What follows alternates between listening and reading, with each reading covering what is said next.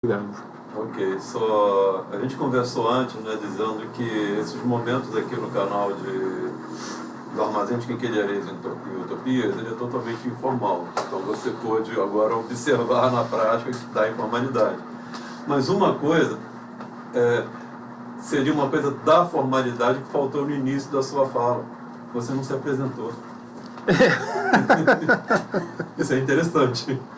A apresentação, como eu te falei, né? A apresentação do nome, a questão do nome, né? Exatamente. Porque no momento você está sendo César Margato. Porque nada do que eu diga, como eu estou falando para vocês aqui, nada do que eu diga aqui para vocês vai essencialmente dizer quem eu sou, entendeu? Por mais que eu fale aqui, né? Então eu posso falar, né? O meu nome é César Margato, eu sou psicólogo, eu atuo na área fenomenológica, né? Eu estudei psicologia em 2 faculdades, né? Numa da Gama Filho, que por problemas outros ela não existe mais, depois da Universidade de Celso de Lisboa. E talvez seja isso que eu tenho para falar sobre mim. Eu sou, assim, um amante da vida em todas as suas manifestações, né? E eu sou um viajante nesse tempo, que é o meu tempo que eu estou inserido aqui. E a partir desses conhecimentos eu procuro viver da maneira mais prática, né? Não pragmática, né? Mas mais prática, assim, mais simples possível, né? Procuro viver tendo respeitando a ética, que é a ética do meu desejo, né? A ética que é a ética daquilo que eu quero para a minha vida, né? E eu acho que é isso. César, a sua escrita, ela aborda questões mais, né, digamos assim, introspectivas, ou aborda mais as observações, né, a compreensão que você faz, né, do mundo, né, dos fenômenos mesmos do mundo? Como é que ela, por que caminho ela transita? Acho que pelos dois um pouco misturados, né? Eu acho que tudo que a gente escreve de nós, né? Em tudo que a gente escreve, a gente está de uma certa maneira se mostrando, né? Todo discurso, de um certo modo, é um discurso autorreferencial. Mesmo que a gente fale, por exemplo, se eu for fazer um estudo aqui sobre os escritos ali do Lacan, sobre aquele livro ali, se eu for escrever alguma coisa sobre aquilo, mesmo que eu escreva sobre tudo aquilo que está escrito, né, eu vou escrever também e, principalmente, sobre mim, dentro daquilo que eu estou escrevendo sobre o livro, né? Então tem essa questão da introspecção e tem também a questão da observação exterior, né? Daquilo que se apresenta, como se apresenta, né? Eu procuro fazer muito uma descrição, né, daquilo que se mostra. Existe uma pretensão, que é uma pretensão que a gente está vivendo hoje em dia e que já vem desde muito tempo, talvez desde Kant, né, desde Descartes, que é a pretensão de que a gente pode atingir a verdade das coisas pela representação que a gente faz dessas coisas, né? E eu procuro não muito caminhar por aí, né? Eu acho que quando a gente tenta falar o que as coisas são, as coisas não precisam se reconhecer naquilo que a gente fala sobre elas. Eu acho que acontece justamente isso, né? Não existe nada que esteja para além do campo de manifestação das coisas mesmas, do campo fenomênico de manifestação das coisas, né? Então eu procuro, até onde é possível, né, seguir essa linha, vamos dizer assim, essa linha que é uma linha de raciocínio, né, de contemplar o que aparece e de descrever o que aparece como aparece. Porque eu acho que nesse momento que a coisa aparece, ela diz a verdade dela, né? Verdade, nesse caso, né, ela tem muito a ver com a aparição, né? Quando uma coisa aparece, ela está sendo verdadeira. Veja que aparecer é diferente do que parecer, né? Eu costumo dizer, eu costumo colocar, eu mesmo coloco o meu exemplo para as pessoas, né? Por exemplo, as As pessoas falam, poxa, César, antes de eu te conhecer, eu te via passando na rua, você sempre você parece uma pessoa tão fechada, você parece muitas vezes antipático, né? Pois é, mas é porque você não permite que eu apareça para você, né? Quando você se fixa naquilo que parece, você não permite que o fenômeno se mostre como ele é, como ele, sabe, aparece, né? Então é isso. Assim, o que parece não aparece. Né? É isso, assim. Agora, César, você colocou algumas coisas que eu achei bem interessante. Isso daria realmente quilômetros de bate-papo e muitos litros de café. Nada contra, nada disso, não. Mas você começou falando da tua história, escrevendo. E da escrita, e você, em determinado ponto da fala, você chegou já na busca da universidade. Isso. E na universidade, bem mais lá na frente, aí você diz que você foi à universidade em busca de resposta. Isso. Mas que a universidade não te deu resposta. Não. Então, veja bem, depois eu vou pegar agora pelo fim. Quando chega na universidade, e você vai, evidentemente, em busca de resposta, mas essa ausência de resposta e essa colocação de perguntas, esse abrir de um manancial de perguntas, não é uma resposta. Porque se você chega na universidade e ela te responde, encerrou. Sim. Não, então, quando você chega e ela não te responde, ela te dá uma resposta. Eu não tenho resposta para te dar. Eu vou abrir para que você tenha perguntas e, através das perguntas, você busque respostas, sim ou não, né? Exatamente. Também pode ser compreendido assim. Aí que eu acho uma coisa interessante. E num outro ponto, né, quando você fala do ser, etc, né, e do nomear coisas, isso é uma coisa que eu acho muito interessante. Eu lembrei de novo, né, sempre do Wittgenstein, quando ele fala dessa questão exatamente do significado. Tem lá no livro dele, que eu não lembro agora qual é o nome. Tratado Lógico Filosófico. Isso, exatamente. Que ele fala, que a pessoa fala, o senhor NN morreu. E ele diz que isso é um absurdo, porque o nome não morre. Morre o portador do nome, porque o nome é o que significa. Então essa história toda, para voltar agora, lá no início da sua fala, quando você fala, né, do lance de escrever, e você também é escritor. Ora, quando você vai escrever, num determinado momento, aquilo que você vai escrever é inexistente. Ele não é. Ele vai passar a ser a partir do momento em que ele passa a ocupar um local dentro da sua ideia, dentro da sua mente. E aí, se tem personagem, como tem naquele que nós lemos lá, que eu sempre escrevo, Rosas Rústicas. Rosas Rústicas. Tem duas mulheres e tal. Para mim tem mais personagens ali, mas fiquemos com as duas. Essas duas personagens, da mesma forma, elas não existiam. Até que despertou, aflorou, né, na sua mente, no plano das suas ideias, as personagens e o que você escreveria. Nesse momento que você vai escrever, é aí que eu acho que é interessante. Por quê? Porque aquele personagem não existe. Ele passa a existir a partir do momento em que você dá vida a ele, que você começa a construir. E nesse sentido, você começa a construir dentro de uma linha, que foi a linha da intenção que você teve na confecção daquela história. Sim. E aí, veja bem, então, esse ser e não ser está constantemente ali dentro da história. Está sempre em jogo. Está sempre em jogo. Até porque você pode, num determinado momento, mudar completamente o rumo daquela história. Se não me engano, é o Amor no Tempo do Cólera, do Gabriel Garcia Marques. Ele começa contando uma história que vai até, acho que são 10 páginas, uma coisa ali, tem muito tempo. E dali pra frente, ele não volta mais àqueles personagens. Ele começa a falar dos caras, eles desaparecem e a história entra no Amor no Tempo do Cólera, né, com o Florentino Ariza, a Firmina Daza e etc. Então o que me chamou muito a atenção é isso, né?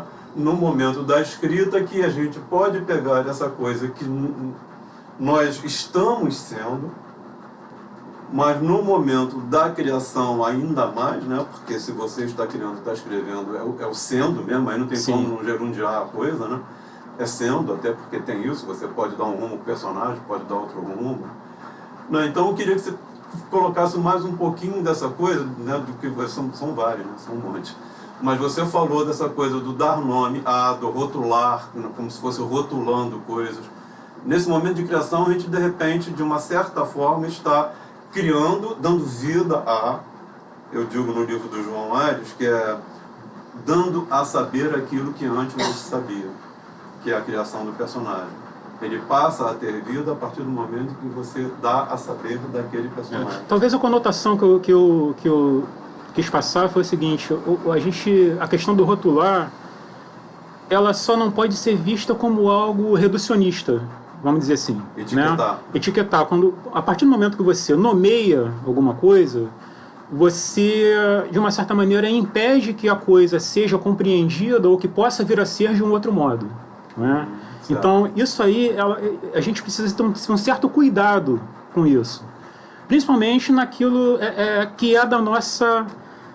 que é próprio da nossa existência, vamos dizer assim, né? Sim. A gente pode, por exemplo, eu posso falar assim, aquilo ali é um teclado, né, de computador. Ótimo, aquilo ali me interpelou significativamente dessa maneira. Aquilo ali é um teclado. E se encerra dentro dessa definição de teclado, né? Mas será que esse modo de pensar eu posso usar para as coisas que são intrínsecas à minha existência em si? Será que eu posso falar assim, poxa, eu sou tímido, né?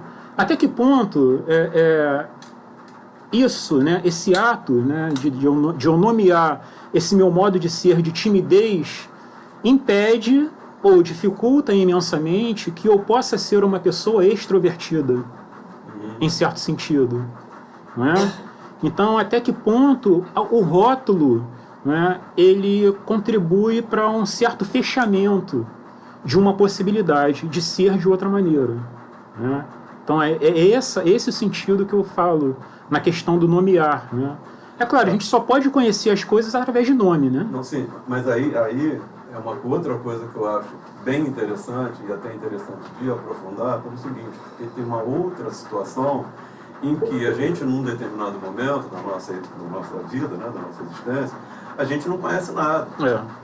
Então, veja bem, é um mundo externo que diz pra gente que você é tímido e você vai passar a saber que aquilo que você está sentindo é timidez. Sim, claro. Como, por exemplo, você está com dor de barriga, você vai chorar pra caramba que está sentindo dor. Mas você não sabe que aquilo chama dor de barriga, dor na barriga. Não, aí sabe. Alguém vai dizer, olha, o que você está sentindo tem isso, sente aqui e tal. Aí vai dizer, olha, o que você tem é uma dor na barriga, uma dor de barriga. Você está falando, é justamente essa a essência da coisa, é justamente essa a essência do ser no mundo, que o Heidegger falava, né? Ou seja, tudo o que eu sou vem através do mundo, eu não sou separado do mundo, né? Por exemplo, as pessoas costumam falar assim, não, mas tem coisas que são naturais, respirar é natural. Não é natural. Respirar não é natural. Se você for ao Amazonas, se você for no Pantanal, se você for ao Pantanal, se você for a lugares mais bucólicos, vamos dizer assim, do Brasil ou do mundo, e se você comparar o modo como aquelas pessoas respiram, o modo é essencialmente diferente do nosso modo de respirar. Então a respiração ela não existe a priori, a respiração ela também vem através do mundo que a gente está inserido, né? Tudo isso é um significado que vem do mundo, né? Que vem da própria linguagem. Da linguagem. Porque somos o tempo todo afetados, né, pela linguagem. E nisso do nomear, como você falou, né, o nomear é necessário para você transmitir. Sim. Para você conhecer. Para você conhecer, para você, né, transmitir mesmo isso do que você está observando, do que está ali posto. Por outro lado, tem uma dimensão desse nomear, que ali por onde eu entendi você falar que realmente é muito perigoso e é muito cruel, porque o dar nome, aí eu já não sei, ouvindo você falar, eu não sei se seria o nomear, que eu percebo que tem uma diferença aí do você nomear algo ou você pôr palavras em algo. Porque o nomear, ele também abre muitas possibilidades. Sim. E abre possibilidades quando, né, você coloca um nome em algo, você está abrindo possibilidades, inclusive, para que aquilo seja, para dar, até como o Paulo também falou, até para você dar existência àquilo. Sim. Você coloca um nome. Mas, por outro lado, esse nomear pode aprisionar. Exatamente. Ele pode aprisionar, que aí vai nessa vertente do rótulo que você falava. E, por outro lado, também, né, mais uma situação dentro dessa questão do nomear, porque em muitos momentos nós vamos nos deparar com algo que simplesmente é inominável. Sim. E o que se faz com isso? Por que eu fiz essa diferença assim, né, nesse momento do nomear e do por palavras? Porque quando a gente se depara com algo que é inominável, aquilo para, né, para você poder abrir possibilidades, você precisa falar daquilo. Claro. Né? Você precisa fazer uso da linguagem até mesmo para poder se haver com isso que não tem nome. Isso. E sem, né, e aí o cuidado, quando você nomeia, muitas vezes você pode estar controlando, você pode estar aprisionando. Eu acho que isso é uma questão aí muito interessante, isso dá, né? Dá pano pra manga, isso dá pano pra manga. Mas na clínica também, isso é um aspecto que você trouxe que eu achei interessante, partindo do que o César falou. Na clínica, você pode oferecer palavras sem rotular, Sim. sem nomear, sem diagnosticar, abrindo possibilidades. Quer dizer, você pode oferecer palavras, nem sempre a palavra vem no sentido de nomear, e é esse o cuidado. O perigo que o César está falando, eu entendi assim, não sei se foi por aí que você foi, é quando a palavra cerceia. Isso. Que a palavra pode ser uma abertura também. Lógico. A palavra é uma abertura. A palavra que não aprisiona. Tem uma outra coisa, né, ainda voltando lá, até pegando isso tudo, né, do que a Andréa de Carvalho, a Andréa Amarelo está falando, que você já colocou. Voltando à questão daquilo que os nossos pais, a nossa família, que é a nossa primeira comunidade, né, e a sociedade, pegando amigos, escolas, etc, eles inscrevem em nós um monte de coisas. Sim. Coisas bem rasteiro. Homem não chora. Sim. Caramba, como homem não chora? Então eu tive que levar muitos anos para saber que eu chorei muito e vou chorar muito. E que o homem chora, assim, não é chorar porque dei topada com o dedão, não. Topada com o dedão eu nem choro, não. Eu xingo pra caramba. Mas o choro é o outro, né? O choro de sentimento, angústia, dor, sofrimento, tudo isso. E o homem chora. Então chega um momento em que a gente vai se deparar, vai despertar para algumas coisas que foram escritas em nós, conceitos éticos, conceitos morais, que são deles, não são meus. E que num determinado momento, aí eu vou ter que pegar aquele martelo do Nietzsche para sair quebrando tudo. E poder tirar aquilo que vê que aquela questão moral, ética, é uma ética... Bom, eu vou dar alguns lugares aqui. Eu fui criado no bairro Ingá, perto do Palácio, e era um bairro nobre. Não que a gente tivesse essa nobreza, não. Antes, pelo contrário, meus pais eram funcionários públicos, mas a gente morava lá. E num apartamento até muito bom, por sinal. E atrás de um morro que eram nossos amigos. Então eu tinha um conceito de ética e de moral vindo da minha família dentro desse apartamento, num bairro nobre, com pessoas que tinham um padrão de vida semelhante, mas tínhamos nossos amigos do morro, que tem um outro padrão moral, estético, uma outra realidade, uma outra vivência, que passava coisas pra gente. Do lado tinha um palácio com seus brutamontes lá, que eram as seguranças, etc, do palácio, que já passava outra coisa. A escola passava uma outra coisa. No momento da minha formação, a partir dos 9 anos, né, aí já entramos naquela coisa, né, de 64 em diante, que passa uma outra coisa pra gente, que era uma obrigatoriedade de moral e cívica, de formar, de ter que cantar hino, de amar a pátria. Não que eu não ame, não é essa a questão.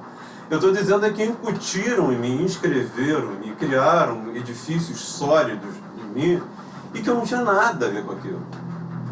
Então depois aí você tem um balaio de ética moral, questões morais, etc., para depois você discernir o que aquele menino que chamavam de Paulinho, o que ele verdadeiramente queria. E que nomes são esses? E o cuidado outro, né? Porque a partir do momento que eu sou... eu vou usar aqui meio pesado, mas tudo bem. A partir do momento que eu fui construído daquela forma, construído com esse significado, né? Colocaram aquele bando de significado dentro de mim. E o outro, da religião. Meus pais católicos me levavam sempre à missa, fiz primeira comunhão e minha vizinha era pentecostal, que tinha um culto lá todo dia, com exorcismos, etc. E uma outra vizinha que era espírita de terreiro. E tinha uns lá que não tinham nada a ver com isso. Então, quantas vezes, em razão disso, aí para mim que fica ainda mais preocupante, quantas vezes eu rotulei errado alguma coisa para alguém. Porque se eu não entender bem o que significa a expressão de timidez, eu posso estar chamando de tímido um cara que está sofrendo. Sim. Não, um cara que pode estar em estado de depressão. Eu estou achando que o cara é tímido, ele não é tímido. Isso é um perigo muito grande. Não, então, eu estou achando fantástico desse papo todo aqui, de tudo que você falou, é que está exatamente abrindo para essa possibilidade muito mais ampla, né, de coisas a partir daquilo que verdadeiramente significa, né, que é o significado mesmo, Isso. Né, e daquilo que vira rótulo, vira verdadeiramente um rótulo, vira uma etiqueta, você vai dizer, você é isso, ou eu vou dizer, eu sou isso. Exatamente. Né, e eu levei muitos anos dizendo, eu sou isso. Até chegar à conclusão de me sentir muito mais à vontade dizendo, eu não sou absolutamente nada. E quero ter essa liberdade de ser um Paulo de Carvalho hoje e ser um totalmente diferente amanhã. Então eu prefiro ser um poema. Porque quando eu leio um poema, o poema me diz uma coisa hoje. Porque hoje eu estou naquele estado de compreensão que me levou à leitura e ao entendimento do poema. Amanhã aconteceu alguma outra coisa. Eu sou um outro Paulo de Carvalho que vai entender, por isso é que se diz, né? Aliás, quem usa muito isso, eu acho interessantíssimo, é exatamente a questão. A palavra é viva. Sim. Né? Então não estou perguntando aqui, eu estou só colocando um monte de coisa e passo a palavra aí para vocês de novo. A palavra é viva e ao mesmo tempo não somos nós, de uma certa maneira, que a gente escolhe falar, né? Na verdade, a linguagem é que nos escolhe. Sim, sim. É a linguagem que é uma essência que, sabe, que nos convoca a agir de uma determinada maneira, né? A gente tem muitas vezes essa questão de escolha, né? Eu costumo falar isso para as pessoas, pô, gente, vocês estão radicalizando muito com esse negócio de escolha, não é muito bem assim não. A gente escolhe de acordo com a que a gente chama de facticidade, né? A gente escolhe de uma maneira condicionada, pô. Escolhe no contexto. Escolhe no contexto, escolhe em situação. Não dá para você escolher assim, se for fora da situação, né? A escolha, ela está sempre em jogo. Está sempre em jogo. Ela está sempre também ali, essa escolha, de uma certa forma, ela tem uma série de condições, Sim. Né, de possibilidades que vão fazer com que você escolha isso ou aquilo naquele momento. Hoje em dia... Sempre naquele momento. Exatamente. E tem, voltando a essa questão que vocês estavam, né, o Paulo também comentando a questão do nome e isso do rótulo, como é que é o perigo, né, porque a palavra ela é muito libertadora, mas ela pode ser também muito, né, aprisionadora. Sim. Ela tem os dois lados. E nós vivemos uma época onde toda a tendência é pelo aprisionamento. Toda a tendência. Inclusive, Paulo falou da questão pode chamar uma pessoa, né, dizer que uma pessoa é tímida, quando na verdade ela está passando por um momento até mesmo de depressão. E tem algo também aí que um movimento diferente, que hoje a gente tem até trabalhos, né, tem estudos no conceito na noção de bioidentidade, que, né, isso aparece muito na clínica. A pessoa acaba se identificando com algo que é do biológico. Isso é uma coisa muito séria. É muito sério. Muito séria. E isso está muito evidente na nossa época, por exemplo, a febre do TDAH. Isso. Então, não é raro ouvir pessoas, tanto adultos quanto crianças, mesmo adolescentes, que ao se identificarem se dizem, eu sou TDAH. Sobre o que eu estava, justamente o que eu estava falando Sim, aqui. Esse é o sim. perigo. Então, eu sou deprimido. Isso. Né? Você aproveita, né? Você está criando uma identidade a partir de toda uma tendência, de toda algo que se quer colocar só no corpo, no biológico. Exatamente. E o uso que se faz disso, né? Que aí volta também essa questão do nome. Como é que também é difícil isso, porque muitas vezes a pessoa está tão sem chão, sem referências, né? Sem parâmetros, em que o único parâmetro, a única coisa que ela consegue colocar, a única forma que ela tem de nomear algo nela é a partir de uma doença, uma nomenclatura nosológica. De um sintoma, mas que isso é perigoso. Né? Isso reduz muito a possibilidade de experiência da vida enquanto tal. Né? Sim. Reduz muito. É uma tendência, e quando você você falou da neurociência, sim. Né? Como você pode querer localizar, identificar algo que não é dessa ordem. Não é dessa ordem isso. Que né? não vai ter. Não vai ter um local cerebral para dizer que isso é porque tem um problema nessa área aqui do cérebro. E você vai e age ali no cérebro e esse problema passa a não existir mais. Né? Isso é uma coisa que tem acontecido muito, tem percebido muito assim, né? Na questão da clínica. Né? Pessoas vêm com esse tipo de discurso, que ouvem aqui, ou que lê, lá colar, coisas, negócio de... Eu tô com TDAH, levei meu filho para fazer um mapeamento cerebral e apareceu lá, isso, assim, né? Mas o perigo é justamente as pessoas confundirem a causa de alguma coisa com a condição, né? Como eu já falei naquela vez que eu estive lá, né, para apresentar o Rosa Juscas para vocês, lá na Andréia, né?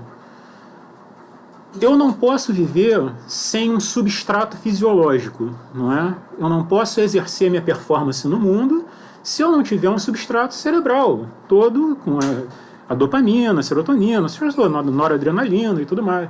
Mas não é isso que vai causar nenhum tipo de experiência. Isso faz parte, né, da condição para que alguma coisa apareça. O cérebro está envolvido na condição para que alguma coisa se mostre como a coisa que ela é, não é? Mas não é o cérebro que causa um tipo de comportamento, um tipo de, qualquer outra coisa. Não é uma analogia, eu faço uma analogia, né? O carro, ele não é o cérebro, né, que dirige o corpo, e não é o motor que dirige o carro, embora o carro não funcione sem um motor, né? Então, quem dirige o carro não é o motor, assim como quem nos dirige não é o cérebro, não são as coisas cerebrais. Né? Então, eu não posso, por exemplo, eu tenho um texto chamado também Verdes Memórias, que foi um diário de viagem que eu escrevi numa das vezes que eu estive lá em Trindade, lá em Paraty, que eu coloco justamente isso. Naquela época, né, era 2010, eu coloquei, poxa, mas será que existe uma máquina que vai me dizer que eu estou pensando nesse momento no elefante azul? Qual é a máquina que vai dizer o que eu estou pensando agora? Né? Então, o pensamento ele ocorre numa realidade completamente diversa de qualquer mapeamento, de qualquer... que seja feito por qualquer máquina prosaica ou rebuscada que existe hoje em dia. Sabe? Então, o pensamento não é dessa ordem, assim. Ele é de uma outra coisa, ele vem de um outro lugar que a gente não sabe o que é, não sabe do que é, mas ao mesmo tempo ele não pode acontecer se eu não tiver todo o aparato cerebral para que ele aconteça. Né?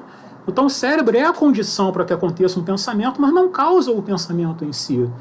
Então o que causa o pensamento? Então O que é causa? O que isso causa? Né? Existem vários tipos de causa. Né? O que causa uma pessoa pensar em algo? Né? É uma pergunta que você não pode responder fisiologicamente.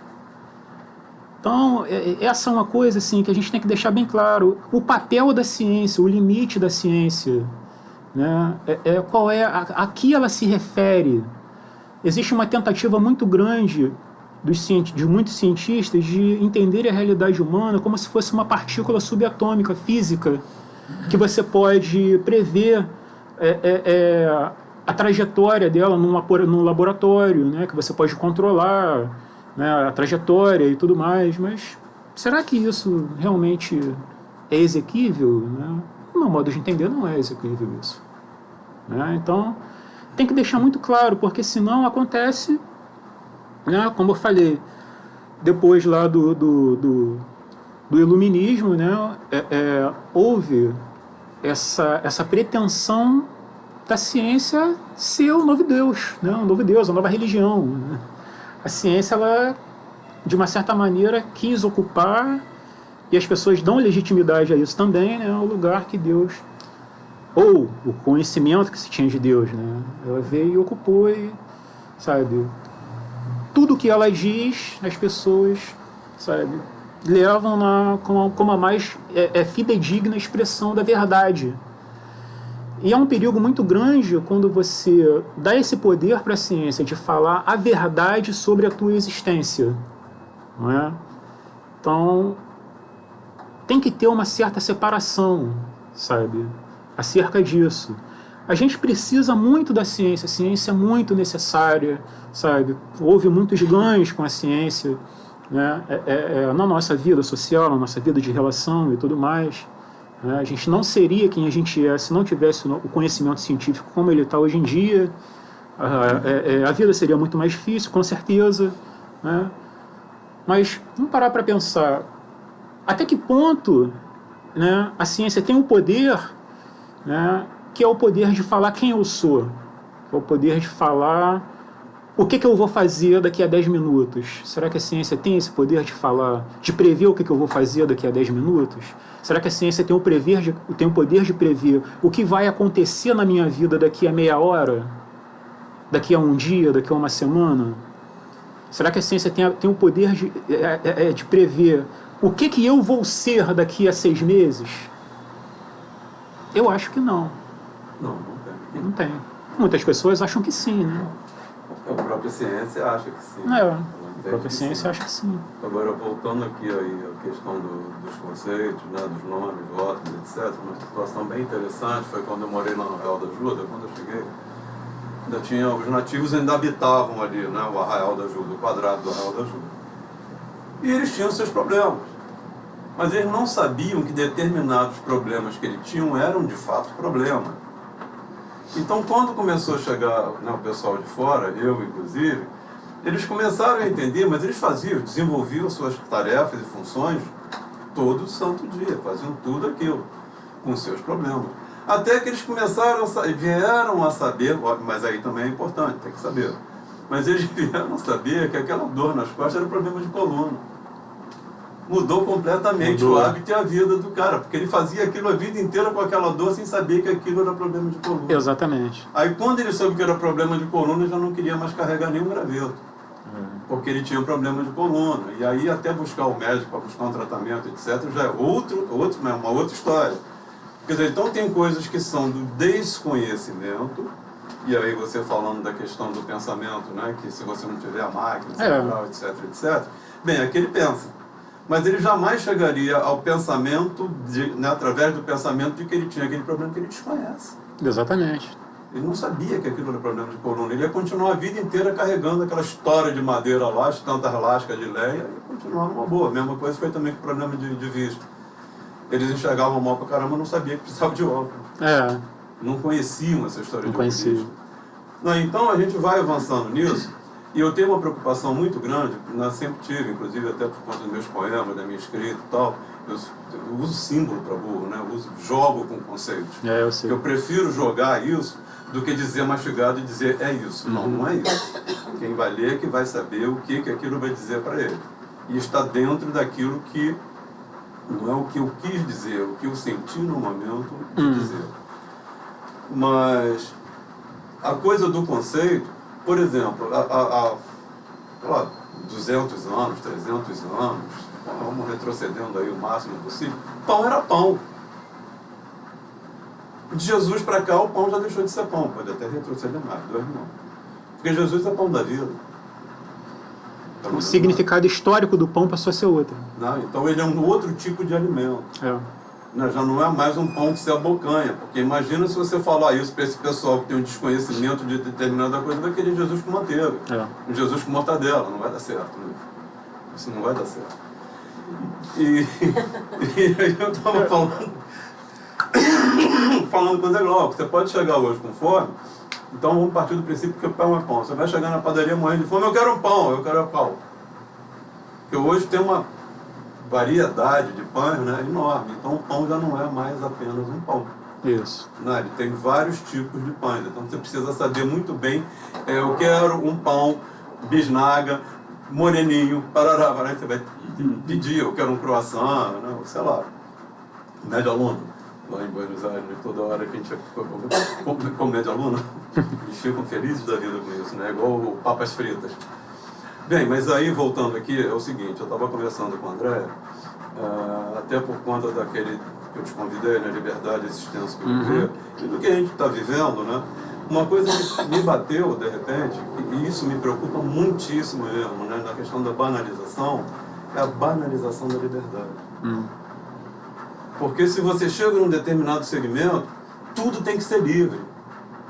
Não pode ter nenhum tipo de limite. Se você colocar um limite, você é um fascínio, você é um fascista, você é um cara tirano.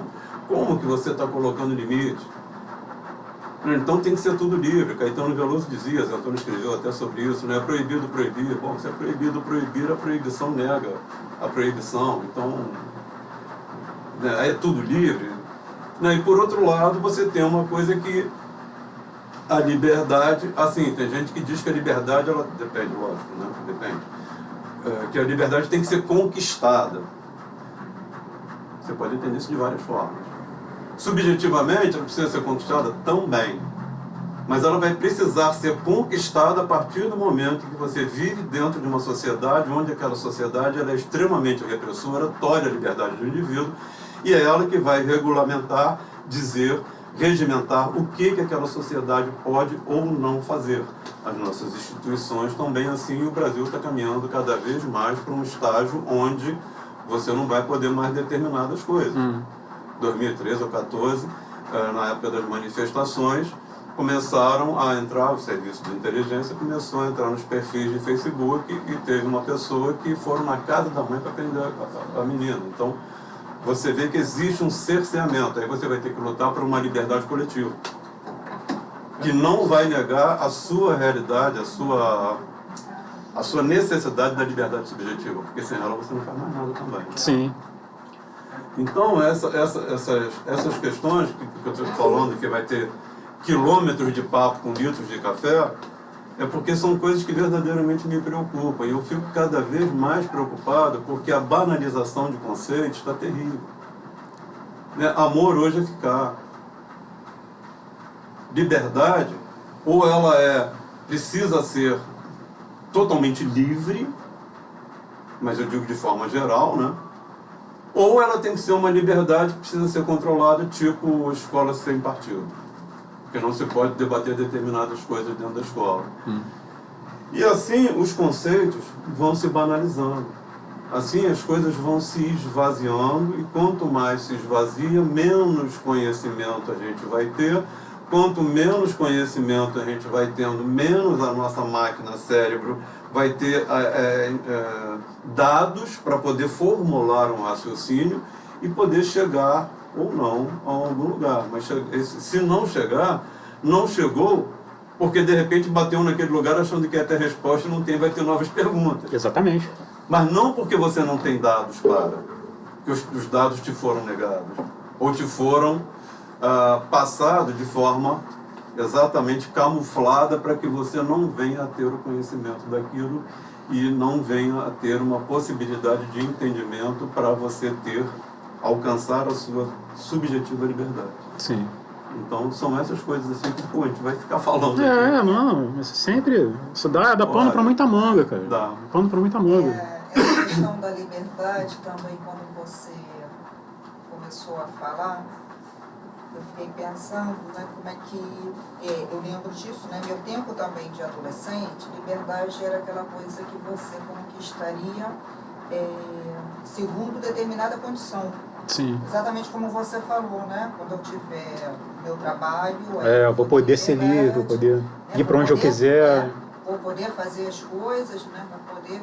Então é como a liberdade fosse algo sempre lá para o futuro. Isso. A liberdade você só poderia exercer segundo determinadas condições.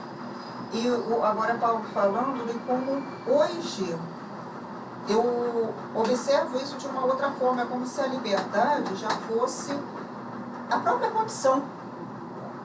Então, não, nós somos livres, e livres a gente pode fazer qualquer coisa, vai pelo, né, a vontade que você também falou, né, liberdade entendida aí como um ato, né, de vontade, que não é. Não é. Então, como se a liberdade já fosse algo posto, mas posto em que sentido? Posto no sentido de que eu posso tudo. Eu sou livre, né? Eu tenho a liberdade, então eu posso sair por aí. As pessoas... Fazendo o que eu quero, exatamente. né? Dizendo o que eu quero, porque tem a liberdade de expressão. Então, as pessoas confundem muito liberdade com voluntarismo, vamos dizer assim, um mero querer, um mero dar vazão àquilo que se quer, vamos dizer assim, né? Tem um caso que a gente dá para ilustrar um pouco essa questão de que a liberdade é sempre situacional, né? Por exemplo, um bebê nasce, né, tá lá os pais na maternidade, nasce um bebê e esse bebê tem um problema, nasce com um problema de saúde muito grave e que exige uma determinada intervenção de uma equipe médica, né? A pessoa que tem esse conhecimento da liberdade como algo mero, que se circunscreve ao mero querer, ao mero voluntarismo, pode dizer assim, o médico vai fazer o que quiser em relação àquilo ali, né? Ele vai escolher uma coisa que ele vai fazer em relação àquilo, essa situação, e por meio dessa liberdade dele ele vai agir, né? Mas não é muito bem assim, porque em primeiro lugar acontece o seguinte, em primeiro lugar é a existência do bebê que possibilita, que abre um horizonte de possibilidades ônticas, concretas de atuação para o médico, né? Então o médico, em primeiro lugar, ele está sendo interpelado significativamente pela existência da criança, né?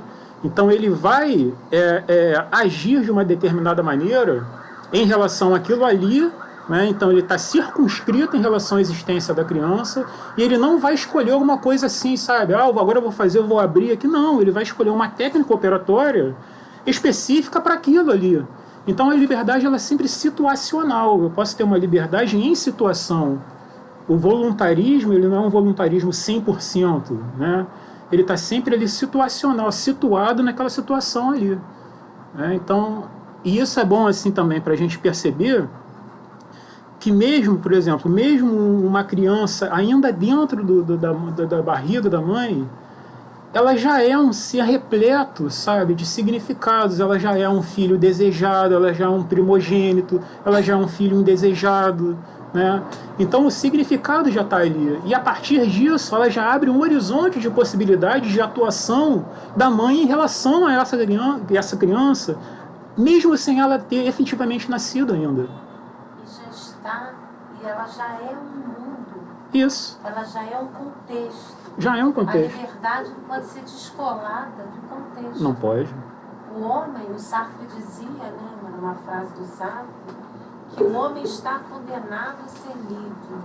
Mas quando ele dizia isso, era muito diferente desse distorcido conceito de liberdade que a gente tem hoje. Não. Pegando o que você falou, que eu acho que tem bem a ver com isso, sobre liberdade, ele dizia de responsabilidade junto com liberdade, né? Não é esse conceito distorcido. Não existe liberdade sem responsabilidade. Descontextualizado. Tanto que a frase diz, está condenado à liberdade, senão diria o inverso, diria está livre para a liberdade.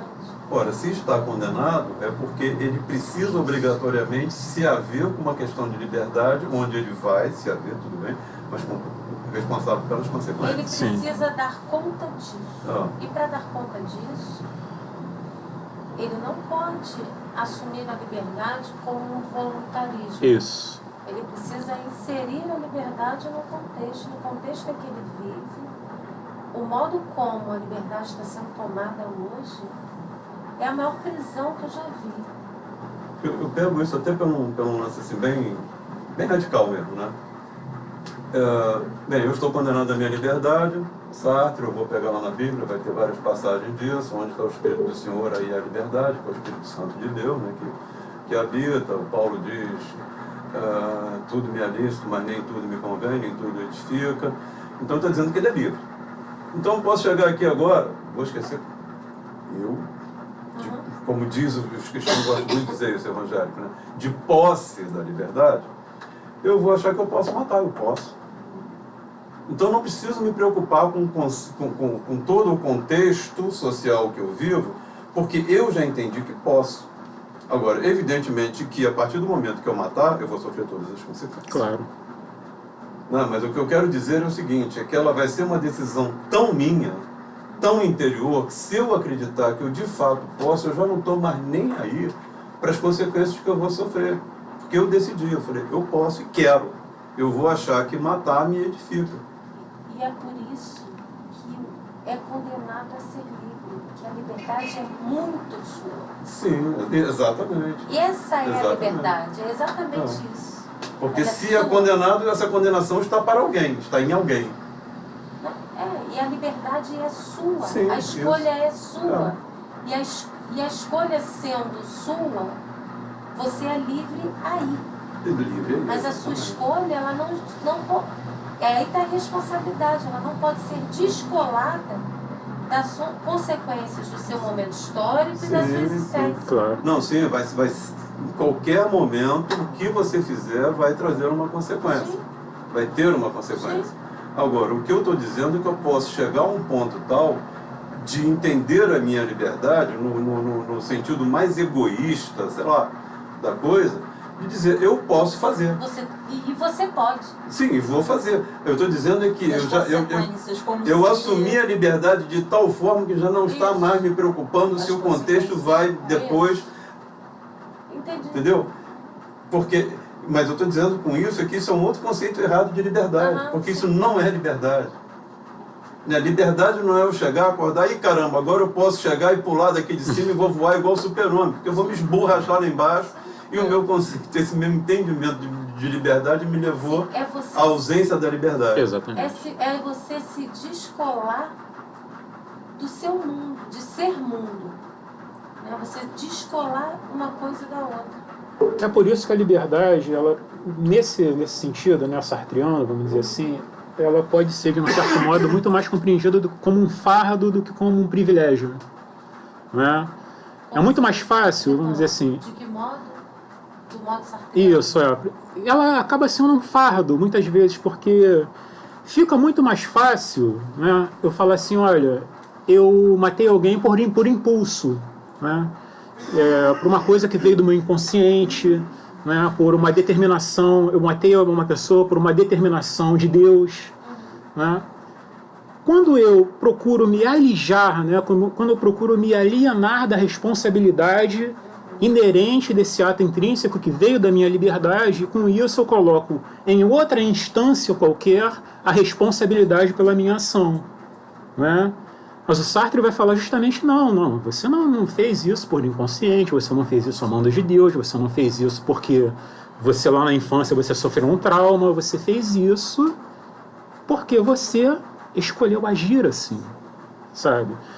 É claro, pode ter todos esses condicionantes, mas no final de tudo, no final de tudo, você fez, escolheu fazer. E a responsabilidade é sua. E foi você que fez. E foi você que fez, entendeu? É por isso que é um fardo. Você não tem como lidar com isso de uma maneira sabe, sem ter assim um problema ético, vamos dizer assim. A liberdade não é só prazer. É, A liberdade é um exercício um exercício. de responsabilidade. É. O Sartre trouxe isso pra gente. É, Né? Ela não é só prazer. é. O homem é porque é condenado. É forte isso. Né? É uma contingência, né? Não tem jeito. E isso tem a ver com o que a Andréia estava dizendo. Né? Que não há liberdade possível. Você se aprisiona quando você não considera a responsabilidade disso. Né? Mais ou menos isso que você E estava algo dizendo. que é muito próprio também desse contexto histórico que a gente está vivendo, né? Exatamente. Dessa época. Então, tem todos esses fatores também que julgam o próprio, né, o momento histórico em que se vive. O momento histórico que a gente vive é um momento realmente de aparecimento de tudo isso, né? De todas essas questões de ansiedade. O que eu ouço de discurso de pessoas que se sentem, sabe, ansiosas porque não dão conta de tudo, né, que aparece, é uma coisa assim absurda, né? E acham que quanto mais dão conta de tudo que aparece, mais livres eles estão. É. E é um auto-engano. É o auto-engano. Também é um momento em que a gente está sendo confrontado o tempo todo com isso que é inominável. É, Mas isso também é insuportável. também. Porque, principalmente na nossa, né, na nossa história, somos, né, não só aí,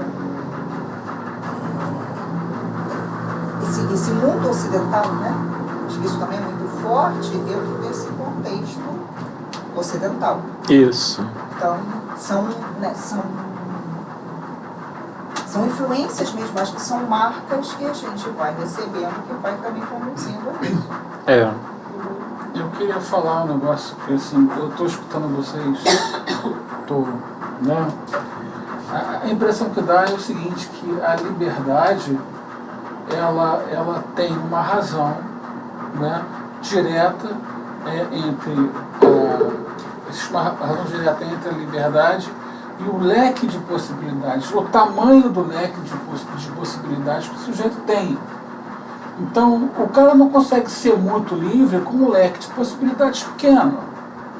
O cara pode ser um pouco mais livre dentro de um contexto, com um leque de possibilidades muito maior. A questão da escolha que ele vai fazer, com um leque de possibilidades muito maior, talvez dê possibilidade a ele de fazer a escolha que ele acha certa, ou a escolha certa. Sim. Né? Então eu acho que é mais ou menos Mas por o aí. perigo de hoje que eu vejo na sociedade atual é querer, achando-se livre e querendo e desejando escolher todas as possibilidades ou no dever de experimentar e fazer valer todas as possibilidades. Ainda que com um leque enorme, Hoje é muito difícil abrir mão. Se eu escolho isso, pela minha responsabilidade de escolha, eu abro mão de uma outra coisa. Só que hoje, por essa questão do gozar sobre tudo, do prazer sobre tudo, então eu tenho que escolher e ser tudo. Então o que acontece hoje é muito mais um aprisionamento do que um exercício de liberdade. E aí a relação liberdade e felicidade fica comprometida. Né? Porque não tem amadurecimento nem dor aí para crescer. Né? Não tem falta. Né? Eu acho que nesse caso fica bem comprometido, porque se a gente pensar hoje, com a sociedade que a gente está dizendo, onde cada vez mais tecnologia, cada vez mais apartamento, cada vez mais distanciamento do ser humano com o ser humano. Sim. Então, eu volto à minha preocupação com a questão dos conceitos. O que é liberdade? Quem está me dizendo o que é liberdade? Como é que eu posso me relacionar livremente com o próximo? Porque dentro da minha casa eu até posso, mesmo não tendo o que você disse, o leque de conhecimentos, porque se me conceituarem... Possibilidades, né? Exatamente. Porque se me conceituarem liberdade de uma outra forma, eu estou frito. Porque eu vou entender que liberdade era aquela lá Dos bárbaros, não. não, daquele herói que tinha um Aquiles.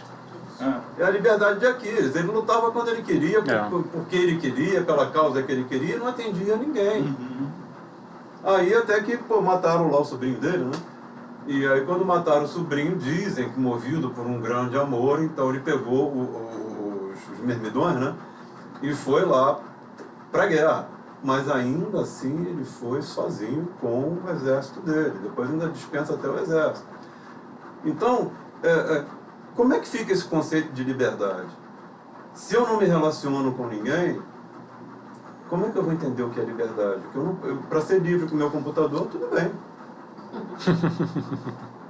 Eu ser livre com a máquina, tudo bem. Eu ser livre dentro do meu apartamento, tudo bem. Agora, só que eu moro dentro de um apartamento com todas essas coisas aqui, mas eu tenho um diferencial que é fundamental. Eu tenho um ser humano chamado André de Carvalho. Opa, como é que é o negócio de liberdade mesmo, Paulo?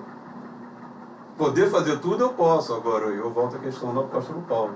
Me edifica. Me convém. É isso que eu quero. Então, se eu pensar que, em razão do amor que eu sinto por André, deixar de fazer uma determinada coisa, aquilo é falta de liberdade? Não. Foi a minha liberdade de optar por aquilo que, para mim, é melhor. Exatamente. Então, é a questão da escolha. Então, a gente estava falando antes, a questão do desconhecimento de determinadas coisas que vão fazer com que aquela máquina cerebral possa funcionar melhor. Um HD só com o sistema operacional, zero. O que eu vou fazer com aquilo? Eu vou abrir ali alguma coisinha. Agora, a partir do momento que eu começo a inserir novos dados dentro do HD, como esse programa que está gravando, a gente está podendo gravar. Senão não gravaria. Aí quando eu boto o Office, eu posso digitar meu texto. Quando eu boto um Photoshop, aí eu já posso trabalhar a imagem. Se não tem nada disso, aquele cérebro eletrônico, como chamava antigamente, né? O cérebro eletrônico não pensa com muita profundidade, porque ele tem poucos dados. Então, acho que aí a gente volta de novo àquela questão que você colocou muito bem. Se a máquina não está, ela vai pensar com aquilo que tem. Você pega o Tarzan lá na selva, quando ele foi para Londres de novo, ele não sabe nada, ele sabe o que é viver na selva. Agora, qual é a liberdade dele? Na selva ele é livre, né? Ele se sobrepõe sobre os animais, safadeza. Mas ele é livre. Agora, ele em Londres, ele é nada. Ele é macaco. Então, aí eu volto de novo. São essas questões que me preocupam cada vez mais. Por quê? Porque o ser humano está cada vez mais afastado do próprio ser humano. Eles estão vivendo dentro de caixas, que são os apartamentos. Quem tem a casa, de qualquer maneira, né? Estão vivendo dentro dessas caixas aqui, né? Piorou. Aí é pior. Dentro do celular, aí é pior ainda. O modo de se relacionar com as pessoas, ele mudou substancialmente, né? De uns 15, 20 anos para cá, mais especificamente. Com isso que a gente chama de revolução tecnológica, né? Porque quando a gente está na internet, né, a gente está, de uma certa maneira, quando a gente está numa rede social, a gente está numa relação com alguém. É um modo de estar em relação com alguém, mesmo que eu esteja sem a presença física de outra pessoa, né? Mas até que ponto esse modo de se relacionar com alguém pode dar conta daquilo que eu entendo que eu preciso, né, numa relação, né? Até que ponto isso me completa enquanto ser humano intrinsecamente relacional, vamos dizer assim. Até que ponto essa possibilidade de me relacionar com alguém, de uma maneira tecnológica, ela me oprime ou ela me liberta para novos modos de relação, ou ela me tolhe de me relacionar com alguém.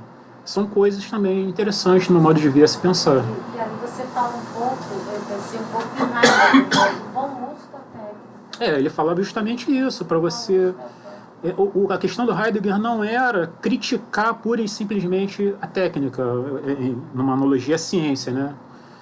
É você ter a condição de dizer sim ou não, não é?